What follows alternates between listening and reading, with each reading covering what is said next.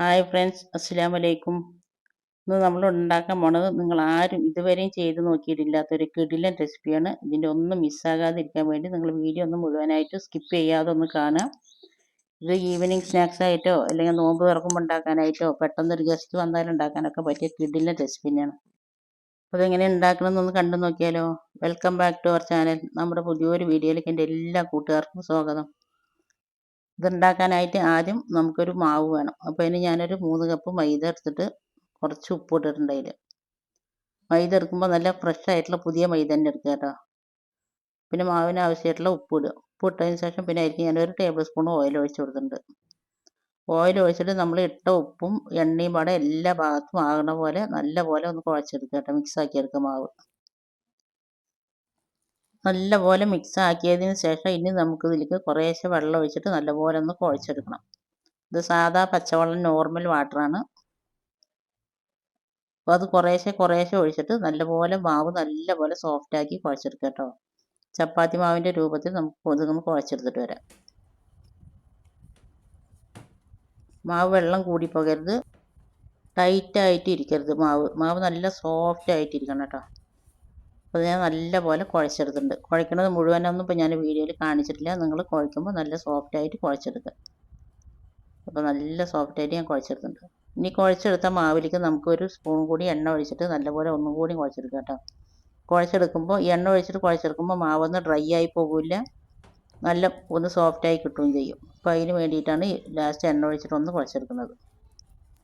ഇന്നിവിടെ നോമ്പ് തുറപ്പിക്കലായിരുന്നു. അപ്പോൾ അതിന് വേണ്ടിയിട്ട് ഉണ്ടാക്കിയത് ഞാൻ ഇത്ര കൂടുതലിട്ടോ. അപ്പോൾ നിങ്ങൾക്ക് ആവശ്യമുള്ളത് മാത്രം നിങ്ങൾ മാവ് എടുത്താൽ മതി. അപ്പോൾ മാവ് നല്ലപോലെ കുഴച്ചതിന് ശേഷം ഞാൻ അവിടെ ഇനി മൂടി വെക്കുന്നുണ്ട്. ഇനി അത് അരമണിക്കൂർ അവിടെ റെസ്റ്റ് ചെയ്യാൻ ഇരിക്കട്ടെ. 1/2 to 3/4 മണിക്കൂർ വരെ ഇരിക്കട്ടോ. അതവിടെ ഇരിക്കണ ആ സമയം കൊണ്ട് നമുക്ക് ഒട്ടും സമയം കളയാതെ തന്നെ ഇതിലേക്കൊരു ഫില്ലിങ് ഉണ്ടാക്കിയെടുക്കാം. അതിന് ഞാനൊരു നോൺ സ്റ്റിക്കിൻ്റെ പാനാണ് അടുപ്പിൽ വെച്ചിരിക്കുന്നത്. അതിലേക്ക് ഞാൻ 1 ടേബിൾ സ്പൂൺ എണ്ണ ഒഴിച്ചിട്ടുണ്ട്. പിന്നെ എനിക്ക് കുറച്ച് വെളുത്തുള്ളി പൊടിയായി അരിഞ്ഞതിട്ടിട്ടുണ്ട്. വെളുത്തുള്ളിൻ്റെ പച്ചമണം നല്ലപോലെ പോയതിന് ശേഷം ഞാൻ അതിലേക്ക് ഒരു വലിയ ഉള്ളി ഇട്ടിട്ടുണ്ട്. വലിയ ഉള്ളി പൊടിയായിട്ടൊന്നും അരിഞ്ഞിട്ടില്ല, നീളത്തിലല്ല അരിഞ്ഞത്, ചെറുതാക്കി മുറിച്ചിട്ട് ഇട്ടിട്ടുണ്ട്. പിന്നെ അത് നമുക്കൊന്ന് വഴന്ന് കിട്ടിയാൽ മതി കേട്ടോ. ഒരുപാട് കളർ മാറേണ്ട ആവശ്യമൊന്നുമില്ല. അപ്പോഴാണ് ഞാൻ ഓർമ്മ വന്നിട്ട് തക്കാളി ഇട്ടിട്ടില്ല എന്ന്. ഞാൻ അതൊരു ചെറിയൊരു തക്കാളി ഞാൻ പിന്നെ ചെറുതാക്കി മുറിച്ചിട്ടിട്ടുണ്ട്. അത് സൈഡിലിട്ട് നല്ലപോലെ ഒന്ന് വേവിച്ചെടുക്കണം നമുക്ക്. തക്കാളി നിങ്ങൾക്ക് ആവശ്യമുണ്ടെങ്കിൽ ഇട്ടാൽ മതി കേട്ടോ. ഇതുപോലെ മസാല ഉണ്ടാക്കിയിട്ടുണ്ടെങ്കിൽ നല്ല ടേസ്റ്റാണ്. പിന്നെ ഞാൻ അതിലേക്ക് 2 മീഡിയം സൈസ് ക്യാരറ്റ് അതുപോലെ ഒന്ന് ഗ്രേറ്റ് ചെയ്തിട്ട് ഇട്ടിട്ടുണ്ട്. അതും നല്ലപോലെ ഒന്ന് വഴറ്റിയതിന് ശേഷം പിന്നെ ഞാൻ ഇതിലേക്ക് ഇടുന്നത് 1 കപ്പ് ക്യാബേജാണ് കേട്ടോ. അതും ചെറുതാക്കി മുറിച്ചിട്ടാണ് ഇട്ടിരിക്കുന്നത്. നിങ്ങൾക്ക് ഇതിലേക്ക് ഏത് പച്ചക്കറി വേണമെങ്കിലും ഇടാം. ഞാനിപ്പോൾ എൻ്റെ കയ്യിലുണ്ടായിരുന്ന പച്ചക്കറികൾ ഞാൻ ഇട്ടിട്ടുണ്ട്. നമ്മുടെ മക്കളെ പച്ചക്കറി കഴിക്കാൻ എങ്ങനെയൊക്കെ കഴിപ്പിക്കാൻ പറ്റുക വെച്ചാൽ അങ്ങനെയൊക്കെ കഴിപ്പിക്കാൻ പറ്റുന്ന ഒരു രീതിയാണ്. പിന്നെ അതിലേക്ക് ഞാൻ ഒരു 400 ഗ്രാം ചിക്കന് നല്ലപോലെ ഉപ്പും കുരുമുളകും ഇട്ട് വേവിച്ചതിന് ശേഷം മിക്സിയിലിട്ട് ഒന്ന് ക്രഷ് ചെയ്തതാണ് കേട്ടോ. എൻ്റെ മക്കൾ ക്യാരറ്റ്, ക്യാബേജ്, ബീൻസ് ഇതൊന്നും കഴിക്കില്ല, ബീട്രൂട്ട് ഇതൊന്നും കഴിക്കില്ല. അപ്പോൾ ഞാൻ ഇങ്ങനെയൊക്കെ ചെയ്തിട്ട് തന്നെ അവർക്ക് കഴിക്കാൻ കൊടുക്കരുത്. പിന്നെ എനിക്ക് കുറച്ച് പൊടികൾ വന്നിട്ട് അതൊക്കെ ഒന്ന് വഴറ്റിയതിന് ശേഷം ഇതിലേക്ക് കുറച്ച് പൊടികളുണ്ട്. 1/4 ടീസ്പൂൺ മഞ്ഞൾപ്പൊടി, 1/2 ടീസ്പൂൺ മുളക് പൊടി, 1/2 ടീസ്പൂൺ ഗരം മസാല, 1/2 ടീസ്പൂൺ കുരുമുളക് പൊടി. ഇതിലത്തെ പൊടികളൊക്കെ നിങ്ങൾക്ക് നിങ്ങളുടെ എരിവിനനുസരിച്ചിട്ട് കുറയ്ക്കുകയൊക്കെ ചെയ്യാം കേട്ടോ. ഞാനത് ചിക്കൻ വേവിക്കുമ്പോൾ നല്ലോണം കുരുമുളക് പൊടി ഇട്ടിട്ടാണ് വേവിച്ചിരിക്കുന്നത്. അതുകൊണ്ടാണ് ഇതിൽ കുരുമുളക് പൊടി ഞാൻ കമ്മിയാക്കിയിരിക്കുന്നത്. പിന്നെ അത് പൊടികളിട്ടിട്ട് അതിൻ്റെ പച്ചമണം പോകുന്നേരം നമുക്ക് നല്ലപോലെ ഒന്ന് വഴറ്റി കൊടുക്കുക. വീഡിയോ കണ്ടുകൊണ്ടിരിക്കുമ്പോൾ നിങ്ങൾക്ക് ഇഷ്ടമാകുന്നുണ്ടെങ്കിൽ എല്ലാവരും ഒന്ന് വീഡിയോക്ക് ലൈക്ക് അടിക്കാൻ ആരും മറന്നു പോകരുത് കേട്ടോ. പിന്നെ ഞാൻ ഇതിലേക്ക് ഒഴിക്കുന്നത് 1 ടീസ്പൂൺ സോയാ സോസാണ്. ഇത് നിർബന്ധമൊന്നുമില്ല കേട്ടോ. അത് ഒഴിക്കുമ്പോൾ കുറച്ചൊരു ടേസ്റ്റ് കൂടുന്നു മാത്രമേ ഉള്ളൂ. കയ്യിലുണ്ടെങ്കിൽ ഒഴിച്ചാൽ മതി, ഇല്ലെങ്കിൽ ഒഴിക്കണം നിർബന്ധമൊന്നുമില്ല. തക്കാളി അതുപോലെ തന്നെ ഉണ്ടെങ്കിൽ ആവശ്യമുണ്ടെങ്കിൽ മാത്രം ഇട്ടാൽ മതി, ഇല്ലെങ്കിൽ നിർബന്ധമൊന്നുമില്ല. ഞാനിടുന്നു മാത്രം. പിന്നെ അതെല്ലാം മിക്സ് ആക്കിയതിന് ശേഷം പിന്നെ ഞാൻ അതിലേക്ക് ഇടുന്നത് 1 ടീസ്പൂണ് മൈദയാണ് കേട്ടോ. മൈദ ഇട്ടിട്ട് അത് നല്ലപോലെ നമുക്ക് ഈ മിക്സിയിലൊന്ന് നല്ലപോലെ മിക്സാക്കി കൊടുക്കുക. നല്ലപോലെ മൈദ ഒന്ന് മിക്സ് ആക്കണം കേട്ടോ. അതിൻ്റെ പച്ചമണം പോകുന്നേരം നല്ലപോലെ ഒന്ന് വഴറ്റി കൊടുക്കുക. നമ്മളിതിൽ ഒരുപാട് എണ്ണയും മെഴുക്കൊന്നും ഇല്ലാണ്ടാണ് ഈ മസാല ഉണ്ടാക്കിയിരിക്കുന്നത്. അത് നല്ലപോലെ മിക്സ് ആക്കിയതിന് ശേഷം പിന്നെ ഞാൻ അതിലേക്ക് ഒരു 3/4 കപ്പ് പാലാണ് ഒഴിച്ച് കൊടുക്കുന്നത്. പാൽ ഒഴിച്ച് കൊടുത്തിട്ട് നല്ലപോലെ ഒന്ന് ഇളക്കിയിട്ട് നമ്മളിതൊരു ക്രീമി രൂപത്തിലുള്ള ഒരു മിക്സാണ് ഉണ്ടാക്കുന്നത്. മീഡിയം ടു ലോ ഫ്ലെയിമിലാണ് ഞാൻ ഫ്ലെയിം വെച്ചിരിക്കുന്നത്. ഒരിക്കലും ഫ്ലെയിം കൂട്ടി വെക്കരുത്. ആദ്യമായിട്ട് നമ്മുടെ വീഡിയോ കാണുന്ന പുതിയ കൂട്ടുകാർ ആരെങ്കിലും ഉണ്ടെങ്കിൽ നിങ്ങൾക്ക് എൻ്റെ വീഡിയോ ഇഷ്ടമാണെന്നുണ്ടെങ്കിൽ എല്ലാവരും ഒന്ന് സബ്സ്ക്രൈബ് ചെയ്ത് സപ്പോർട്ട് ചെയ്യുക. പിന്നെ ഞാൻ അതിലേക്ക് ഇത്ര നേരം ഉപ്പിട്ടിട്ടില്ല. നമുക്ക് മസാലയിലേക്ക് ആവശ്യമുള്ള ഉപ്പ് ഇടും. ഞാൻ സോയാ സോസ് ഒഴിച്ചത് കൊണ്ടാണ് ഉപ്പ് കുറച്ചിട്ടിരിക്കുന്നത്. അപ്പോൾ നിങ്ങൾ എടുക്കണ സോയാ സോസ് ഒഴിക്കണമെങ്കിൽ അതിനനുസരിച്ചിട്ട് ഉപ്പിടുക. ഇല്ല പറഞ്ഞാൽ മസാലയ്ക്ക് ആവശ്യമായിട്ടുള്ള ഉപ്പിടുക. ചിക്കൻ വേവിക്കുമ്പോൾ ഞാൻ ഉപ്പിട്ടിട്ടാണ് വേവിച്ചിരിക്കുന്നത്. അപ്പോൾ നമുക്ക് മസാലയ്ക്കുള്ള ഉപ്പ് മാത്രം ഇട്ട് കൊടുത്താൽ മതി. അത് 2 മിനിറ്റ് ഇളക്കുമ്പോഴേക്കും തന്നെ നമുക്കത് നല്ലപോലെ പെട്ടെന്ന് കുറുകി വരും കേട്ടോ. മൈദ ഇട്ട കാരണം കൊണ്ട് നല്ലൊരു ക്രീമി ടെക്സ്ചറായി കിട്ടും. നല്ല ടേസ്റ്റാണ് കേട്ടോ. ഇതിൻ്റെ ഈ മസാല കഴിക്കാൻ ഇവിടെ കഴിച്ചവർക്കൊക്കെ നല്ലപോലെ ഇഷ്ടപ്പെട്ടു. ഇനി അത് അത്ര മതി, അവിടെ ഇരിക്കട്ടെ. ഇനി ചൂടാറുന്ന നേരം കൊണ്ട് നമുക്ക് ഇതിൻ്റെ ഷീറ്റൊന്ന് പരത്തിയെടുക്കാം.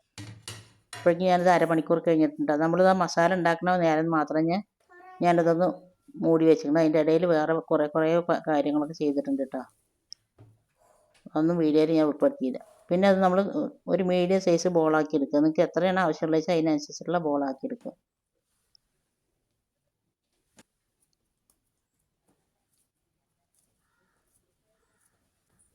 അപ്പോൾ അത് ഞാൻ 2 ബോളാക്കി എടുത്തത്. ഇനി നമുക്കിതൊന്ന് പരത്തിയെടുക്കാം.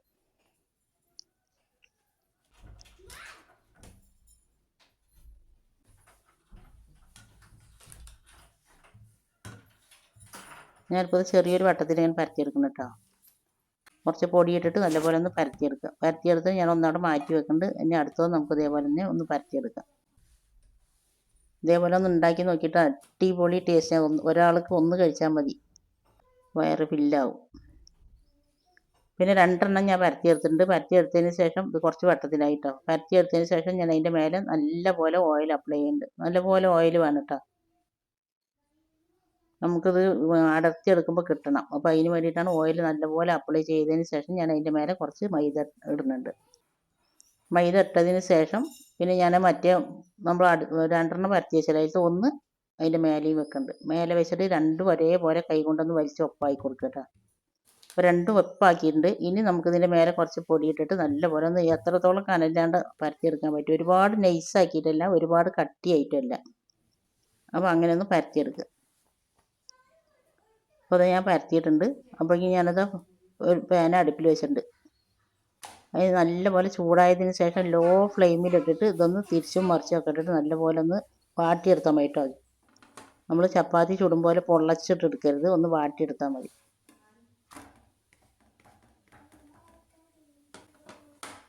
രണ്ട് 3-4 പ്രാവശ്യം തിരിച്ചും മറിച്ചും ഇട്ടാൽ മതി കേട്ടോ. അപ്പോൾ പെട്ടെന്ന് ആയിക്കോളും.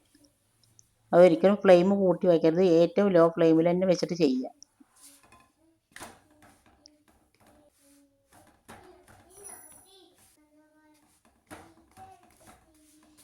പെട്ടെന്ന് തിരിച്ചിടണം കേട്ടോ, അല്ലെങ്കിൽ വെന്ത് പോകുള്ളൂ.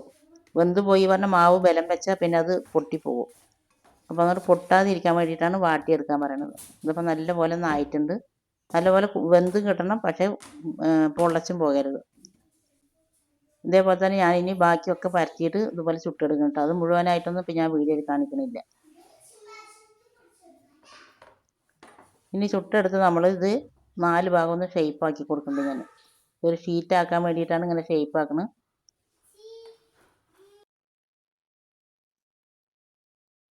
നമ്മൾ റോളൊക്കെ ഉണ്ടാക്കണമെങ്കിൽ ഇങ്ങനെ ഷേപ്പാക്കേണ്ട ആവശ്യമൊന്നുമില്ല കേട്ടോ.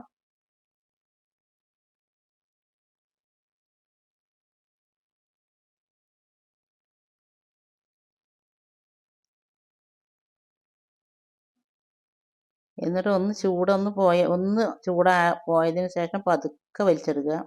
ചൂടോടുകൂടി വലിക്കരുത്, അപ്പോൾ പൊട്ടിപ്പോകും. പതുക്കെ വലിച്ചെടുക്കുക കേട്ടോ. സ്പീഡ് കൂട്ടിയിട്ടും വലിക്കരുത്. നല്ല സോഫ്റ്റ് ആയിട്ടുള്ള നല്ല അടിപൊളി സമൂസ ഷീറ്റ് നമുക്ക് റെഡിയാക്കി കിട്ടിയിട്ടുണ്ട്. ഒരുപാട് പൈസ കൊടുത്തിട്ട് കടയിൽ നിന്ന് വാങ്ങേണ്ട ഒരാവശ്യമില്ല. കുറച്ച് മൈദയും ഉപ്പും വെള്ളം ഉണ്ടെങ്കിൽ നമുക്ക് തന്നെ ഈസി ആയിട്ട് വീട്ടിലുണ്ടാക്കാവുന്നതേ ഉള്ളൂ. ഇത് നല്ല സോഫ്റ്റ് ആയിട്ടുള്ള ഷീറ്റാണ്. ഇനി ഇത് നമുക്ക് എങ്ങനത്തെ ഷേപ്പാണ് വേണ്ടിച്ചാൽ ആ ഷേപ്പിനനുസരിച്ചിട്ട് ഇതൊന്ന് മുറിച്ചെടുക്കുക. ഒരുപാട് തിന്നായിട്ടും പരത്തരുത്, ഒരുപാട് തിക്കായിട്ടും പരത്തരുത്. ഇത് അതേപോലത്തെ ഒരു ഇതിൽ വേണം കേട്ടോ പരത്തിയെടുക്കാൻ. ഇനി ഞാനിത് ഇങ്ങനെയാണ് മുറിച്ചെടുക്കുന്നത്. സമൂസ ഷീറ്റിൻ്റെ രൂപത്തിൽ തന്നെ ഞാൻ മുറിച്ചെടുക്കുന്നത്.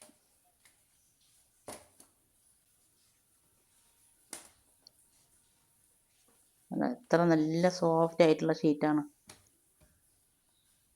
ഇനി അത് അവിടെ ഇരിക്കട്ടെ. ഇനി അപ്പോഴേക്കും ബാക്കിയെല്ലാം ഞാൻ അതുപോലെ തന്നെ ചുട്ടിട്ട് മുറിച്ചിട്ട് അവിടെ വെക്കേണ്ട കേട്ടോ. അതിപ്പോൾ മുഴുവനായിട്ട് ഞാൻ വീഡിയോയിൽ കാണിക്കുന്നില്ല. പിന്നെ നമുക്ക് ഇതിലേക്കൊരു മാവ് വേണം. അതിന് കുറച്ച് കൂടുതലുള്ള കാരണം കൊണ്ട് ഞാനിതിലൊരു 2-3 ടേബിൾ സ്പൂൺ മൈദ മാവ് എടുത്തിട്ട് അതിൽ കുറേശ്ശെ വെള്ളം ഒഴിച്ചിട്ട് നല്ലപോലെ ഒരു ക്രീമി രൂപത്തിൽ ഞാനൊരു മിക്സാക്കി എടുക്കുന്നുണ്ട്.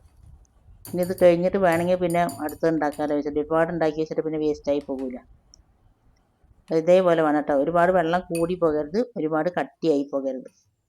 ഇനി നമ്മൾ പരത്തി വെച്ച ഷീറ്റിൽ നിന്ന് ഓരോന്ന് എടുത്തതിന് ശേഷം അതിൻ്റെ നടുവിൽ ഈ മാവൊന്ന് കുറച്ച് പ്രസ് ചെയ്ത് കൊടുക്കുക കേട്ടോ. ഒന്ന് തേച്ച് കൊടുക്കുക, നല്ലപോലെ തേച്ച് കൊടുക്കുക. എന്നിട്ട് നമ്മൾ അടുത്ത ഷീറ്റ് എടുത്ത് ഇതേപോലെ തന്നെ വെക്കുക. അത് ഈ മേലെ വെച്ച ഷീറ്റ് ഒരിക്കലും വിട്ടു പോകരുത്, നല്ല ഒട്ടി നിൽക്കണം. അപ്പോൾ അതിന് വേണ്ടിയിട്ടാണ് അടിയിലത്തെ ഷീറ്റിൽ മാവ് തേക്കുന്നത്.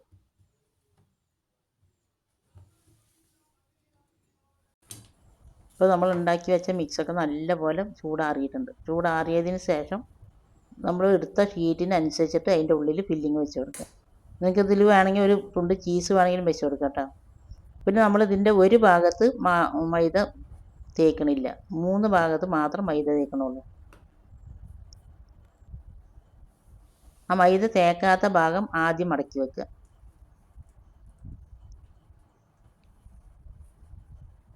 നല്ലൊരു പെട്ടി രൂപത്തിൽ നമ്മളിതൊന്ന് മടക്കിയെടുക്കുന്നുണ്ട്. ഞാൻ 3 ഭാഗത്ത് മൈദ തേച്ചിട്ടുണ്ടായിരുന്നു കേട്ടോ. നല്ലപോലെ വലിച്ച് മടക്കി വെക്കുക. അപ്പോൾ നല്ലൊരു പെട്ടിൻ്റെ രൂപത്തിൽ, ഒരു ബോക്സിൻ്റെ രൂപത്തിലായില്ല. പിന്നെ അതിൻ്റെ എന്താ പറയുക, അധികം വന്ന ഭാഗം വേണമെങ്കിൽ വെട്ടിക്കളയുക, അല്ലെങ്കിൽ കുറച്ച് മൈദ തേച്ചിട്ടൊന്ന് ഒട്ടിക്കുക ചെയ്താൽ മതി കേട്ടോ. ഞാൻ കുറച്ച് മൈദ തേച്ചിട്ട് ഒന്ന് ഒട്ടിക്കുക ചെയ്യുന്നത്. ഇനി നമുക്ക് വേണമെങ്കിൽ കത്രികയും കൊണ്ടൊന്ന് മുറിച്ച് കളഞ്ഞാലും മതി. ഇതപ്പോൾ ഒന്ന് ഞാൻ ഉണ്ടാക്കിയിട്ടുണ്ട്. ഇതേപോലെ തന്നെ ബാക്കിയെല്ലാം ഞാൻ ചെയ്തെടുക്കട്ടെ. അപ്പോൾ തന്നെ ഒരുപാട് നേരം വൈകിട്ട്, അതുകൊണ്ടാണ് ഡീറ്റെയിൽ ആയിട്ട് ഞാൻ വീഡിയോ കാണിക്കാത്തത്. അപ്പോൾ നിങ്ങൾക്ക് ഓരോന്ന് കണ്ടപ്പോൾ തന്നെ മനസ്സിലായിട്ടുണ്ടാവും എന്ന് വിചാരിക്കണം.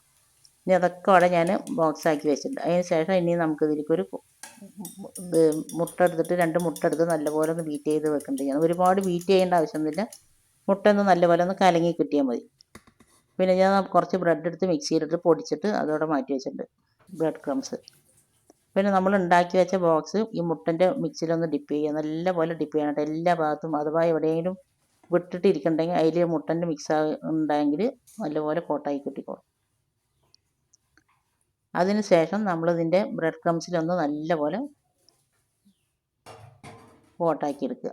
മുട്ടൻ്റെ മിക്സിയിൽ നല്ലപോലെ ഡിപ്പാക്കുക, ബ്രെഡ് ക്രംസിൽ നല്ലപോലെ കോട്ടാക്കി എടുക്കുക. എല്ലാ ഭാഗത്തും നല്ലപോലെ ബ്രെഡ് ക്രംസ് ആയി കിട്ടണം. ഇതേപോലെ തന്നെ ഞാൻ ബാക്കിയുള്ളത് മുഴുവനായിട്ടും ചെയ്തെടുക്കട്ടെ കേട്ടോ. ഇതേപോലെ ഒന്ന് ഉണ്ടാക്കി നോക്കി, നല്ല അടിപൊളി ടേസ്റ്റ് ആണ് കേട്ടോ. ഇതിൻ്റെ ഉള്ളിലൊരു പൊട്ട് ചീസും കൂടി വെച്ചിരിക്കണേ നല്ല ടേസ്റ്റ് ഉണ്ടാവും നമുക്ക് കഴിക്കുമ്പോഴും. എൻ്റെ അടുത്ത് ചീസ് ഉണ്ടായിരുന്നില്ല, എല്ലാം ഉണ്ടെങ്കിൽ അപ്പോൾ ഞാൻ ഇട്ടിട്ടുണ്ടാവും. അപ്പോൾ ഞാനിതാ മുഴുവനായിട്ടും ഉണ്ടാക്കി മാറ്റി വെച്ചിട്ടുണ്ട്. ഇനി ഞാനൊരു ചൂടായി കിടക്കുന്ന പാനിൽ കുറച്ച് എണ്ണ ഒഴിച്ചിട്ടുണ്ട്. എണ്ണ ഒഴിച്ച് നല്ലപോലെ എണ്ണ ചൂടായതിന് ശേഷം ഒരു മീഡിയം ഫ്ലെയിമിലിട്ടിട്ട് ഇത് നമ്മൾ തിരിച്ചും മറിച്ചിട്ടിട്ട് നല്ലപോലെ ഒന്ന് വേവിച്ചെടുക്കുകയാണ്. അതിൻ്റെ ഒരു ഭാഗം ഒന്ന് ഗോൾഡൻ കളറാകുമ്പോൾ തിരിച്ചിടുക, എന്നിട്ട് മറ്റേ ഭാഗം ഗോൾഡൻ കളറാകുമ്പോൾ നമുക്കത് എണ്ണയിൽ നിന്ന് കോരിയെടുക്കുക. എൻ്റെ വീഡിയോ കണ്ട് എന്നെ സപ്പോർട്ട് ചെയ്തതിൻ്റെ എല്ലാ കൂട്ടുകാരനെ കൊണ്ടും ഒരുപാട് നന്ദിയുണ്ട്. തുടർന്ന് നിങ്ങളുടെ സപ്പോർട്ട് ഉണ്ടാകണം കേട്ടോ.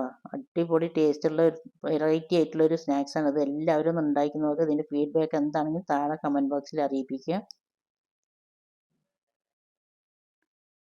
സബ്സ്ക്രൈബ് ചെയ്യാതെ ആരെങ്കിലും പുതിയ കൂട്ടുകാർ കാണുന്നുണ്ടെങ്കിൽ ഒന്ന് സബ്സ്ക്രൈബ് ചെയ്യുക. നിങ്ങൾക്ക് ഈ റെസിപ്പി ഇഷ്ടമായി എന്നുണ്ടെങ്കിൽ നിങ്ങളുടെ ഫ്രണ്ട്സ് ആൻഡ് ഫാമിലി ഗ്രൂപ്പിലേക്ക് ഒന്ന് ഷെയർ ചെയ്ത് കൊടുത്തും കൂടി നമ്മളൊന്ന് സപ്പോർട്ട് ചെയ്യുക. അപ്പോൾ ഓക്കെ, താങ്ക് യു, ബൈ. ഞാൻ അടുത്ത നല്ലൊരു വീഡിയോ ആയിട്ട് ഇൻഷാ അല്ലാഹ് വരാം കേട്ടോ.